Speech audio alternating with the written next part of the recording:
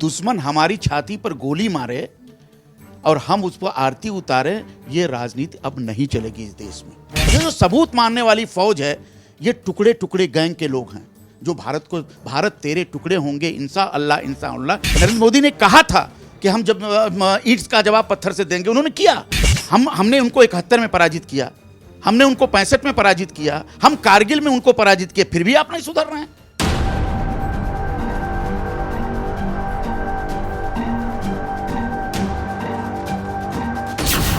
राष्ट्रवाद से लेकर सर्जिकल स्ट्राइक तक, आतंकवाद से लेकर पाकिस्तान तक, टुकड़े टुकड़े गैंग से लेकर सबूत मांगने वालों पर बोले प्रोफेसर कौशल किशोर मिश्रा।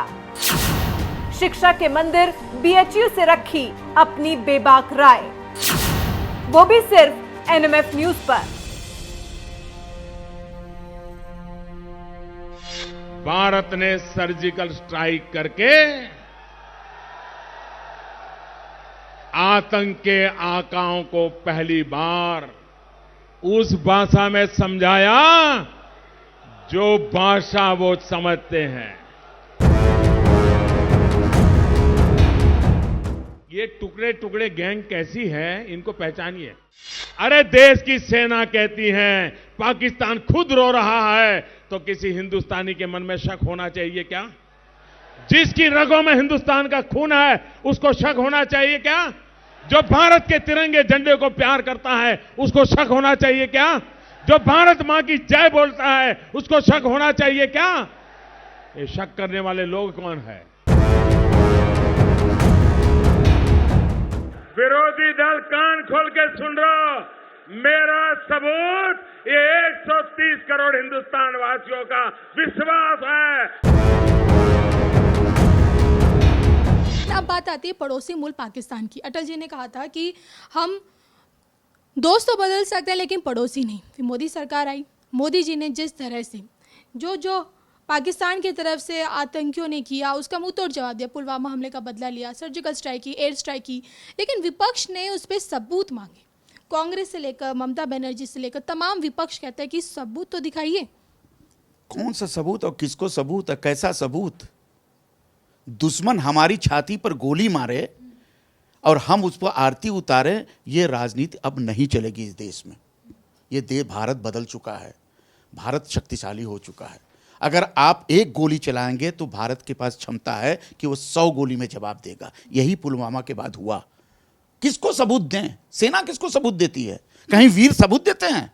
वीर काम करते हैं। ये जो सबूत मानने वाली फौज है, ये टुकड़े टुकड़े गैंग के लोग हैं जो भारत तेरे टुकड़े होंगे इंशाअल्लाह इंशाअल्लाह। यही भारत है जिसमें भारत के टुकड़े होने की कल्पना आप कर सकते हैं और आप रह भी रहे हैं।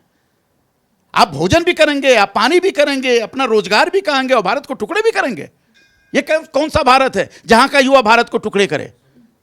और ऐसे टुकड़े करने वालों को हम आरती करेंगे? नहीं करेंगे। अगर पाकिस्तान हमारे निरीह सैनिकों को, बलिदानी सैनिकों पर गोली चलाएगा, बम से उड़ाएगा, तो उस पर हम गोली से जवाब देंगे। नरेंद्र मोदी ने कहा था कि हम जब ईंट का जवाब पत्थर से देंगे, उन्होंने किया।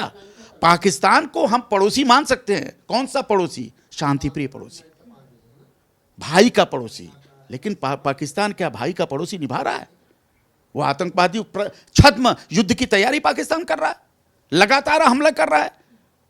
हमने उनको 71 में पराजित किया, हमने उनको 65 में पराजित किया, हम कारगिल में उनको पराजित किए, फिर भी आप नहीं सुधर रहे हैं। और आप कहते हैं कि हमारे पास परमाणु अस्त्र है, हमसे डरिए। हम क्यों डरे हैं आपसे? हमारा इतना बड़ा देश है, हम क्यों डरेंगे आपसे? हम नहीं डरेंगे आपसे। इतना बड़ा देश है, इतना विकसित देश है, और उसके बाद आप हमको डरा रहे हैं। भारत डरने वाला देश है? अब भारत डरने वाला देश नहीं है। और अगर पाकिस्तान नहीं सुधरेगा तो आज ये सरकार है, कल कोई भी सरकार आएगी, उस सरकार को पाकिस्तान को नेस्तनाबूद करने के अलावा कोई विकल्प भी नहीं है। मैं आपको बता रहा हूं, क्योंकि पाकिस्तान आतंकवादियों का गढ़ है। वो आतंकवाद उनका प्रोफेशन है, उनका उद्योग है, वो पैसा कमाते हैं। उनके पास और क्या है?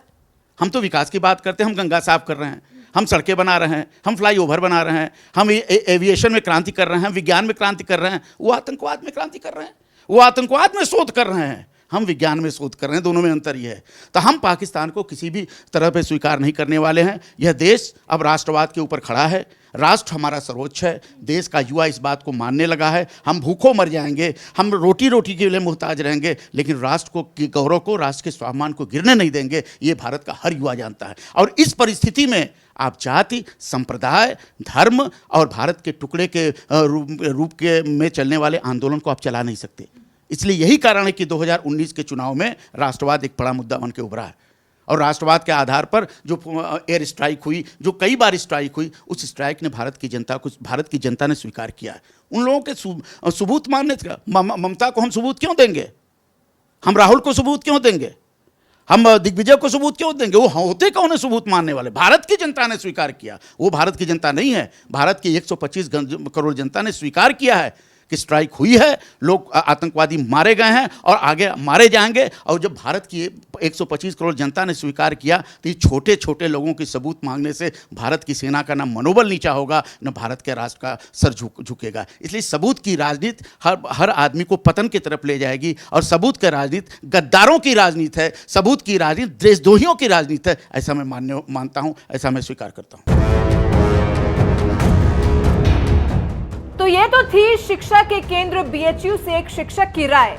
लेकिन खुद को देश का प्रधान सेवक बताने वाले नरेंद्र दामोदर दास मोदी जी का इन मसलों पर क्या कहना है, उनके दिल में क्या है, ये जानने के लिए हम आपको छोड़े जाते हैं उनके उस दमदार भाषण के साथ, जिसमें उन्होंने दुश्मनों से लेकर विरोधियों को अपने जुबानी बाणों से चित कर दिया।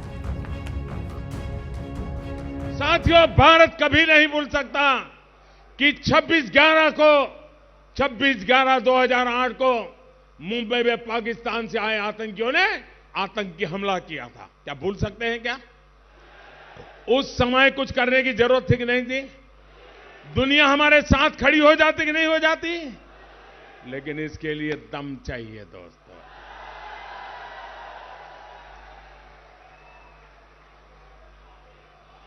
सारे सबूत पाकिस्तान में बैठे आतंकियों के प्रूफ मिल रहे थे। सारे प्रूफ उनको गुनहगार सिद्ध कर रहे थे। लेकिन भारत ने क्या किया? पाकिस्तान को कैसे जवाब दिया? खबरें तो ये भी है, उस समय भी हमारी सेना, हमारी वायुसेना, हमारी नौसेना बदला लेने के तैयार थी। सेना का खून गर्म हो रहा था, दिल्ली ठंडे बिस्तर में पड़ा था। लेकिन हमारे सुरक्षा बलों को इजाजत नहीं दी गई। उनके हाथ पैर बांध कर रखा गया। क्या हाथ पैर बांध करके आतंक का मुकाबला हो सकता है क्या? सेना के जवानों के बेड़ियां पहन करके हम कहोगे मारो, ये चल सकता है क्या? क्या ऐसे देश की सुरक्षा होती है क्या? क्या देश के दुश्मन के साथ ऐसी नरमी बरत दिखनी चाहिए क्या? साथियों, यही वजह थी कि मुंबई हमले के बाद भी देश में लगातार आतंक के हमले होते रहे। याद करिए, साल 2010 में पुणे में एक बेकरी में बम धमाका हुआ। उसी साल वाराणसी में दशाश्वमेध में एक घाट पर बम धमाका हुआ। याद करिए, साल 2011 में मुंबई में फिर आतंकी हमला हुआ। ओपेरा हाउस, जावेरी बाजार, दादर में बम फटे। फिर उसी साल 2011 में दिल्ली हाईकोर्ट के सामने भी बम फटा। इसी तरह साल 2013 में हैदराबाद के भीड़ भाड़ बाजार में बम धमाका हुआ। एक के बाद एक बम धमाके हो रहे थे। सैकड़ों बेकसूर लोग मारे जा रहे थे, सैकड़ों घायल हो रहे थे। इन हमलों के तार भी हर बार सीमा पार जुड़े हुए थे। लेकिन पहले की सरकार ने क्या किया? उन लोगों ने अपनी नीति नहीं बदली, सिर्फ गृह मंत्री बदले। अब नीति बदलनी चाहिए कि गृह मंत्री बदलना चाहिए? साथियों, अगर पहले की सरकार में दमखम दिखाया होता तो आतंकियों को उसी भाषा में जवाब दिया होता जो भाषा वो समझते हैं, तो आज आतंक इतना बड़ा जो नासूर बन गया है वो नहीं बन पाता। सितंबर 2016 में सर्जिकल स्ट्राइक और इस साल फरवरी में एयर स्ट्राइक के बाद आतंक के आंकड़ों को समझ आ गया है कि ये पुराने वाला भारत नहीं है।